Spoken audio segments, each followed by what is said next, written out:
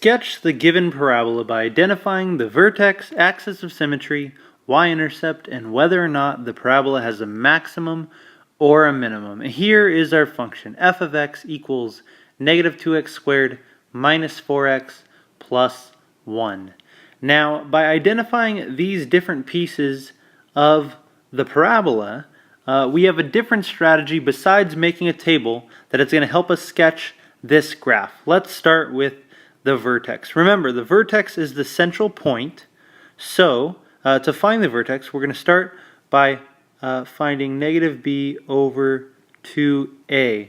And this is going to be our x coordinate for our vertex. So, negative b over 2a is going to be our x coordinate for our vertex. So, looking up here, my b term is negative 4. So, that's going to give me negative 4, plugging negative 4 in for b, over 2 times a. And it looks like a is negative 2. So I'm going to plug that in for a, negative 2. And if I simplify that, that's going to give me a negative 1. So I know my x value is negative 1. Now if I want to find my y value, I just have to plug that negative 1 back into our original function here. So I'll do that. Here's our original function, negative 2, and instead of x, I'm going to put in negative 1, and squared minus 4 times negative 1, and plus 1.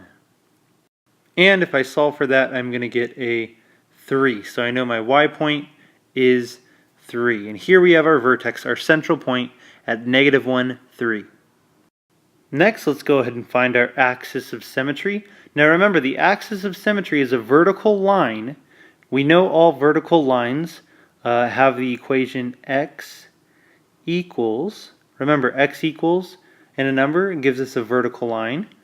And the axis of symmetry passes through the vertex. So we know x is going to equal our x coordinate on our vertex. So for our axis of symmetry, we have x equals negative 1. Okay, let's go ahead and find our y-intercept. Now remember, on y-intercepts, no matter what point the y-intercept is at on the y-axis, the x value of that coordinate is 0, right? It doesn't go to the right any, it doesn't go to the left any. So we know our y-intercept is going to be where x equals 0. So I know our x coordinate is going to be 0.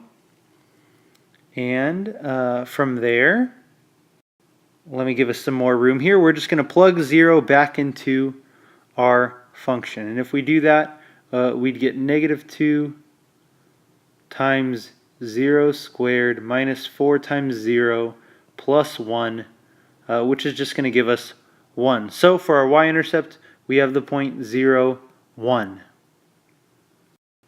And lastly, do we have a maximum or a minimum? Well, let me go ahead and take a look at our x squared term. Here I notice that we have a coefficient of negative 2. Remember, whenever we have a negative coefficient to the x squared, which way is the parabola going to face? The parabola is going to be downward. So we know since we have a negative here, a negative out here in front, the parabola is going to be facing downward. So in this case, our vertex is our maximum point. So we know we have a maximum. And you might be able to guess if this was a positive term in front here, the parabola would be facing up and we would have a minimum.